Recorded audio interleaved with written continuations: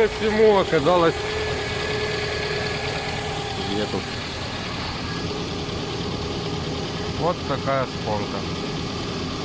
Ее отломала. Провернулся демпфер, как видно, вот он. Полностью повернулся. Ну и она перестала газовать. Она же и стучала.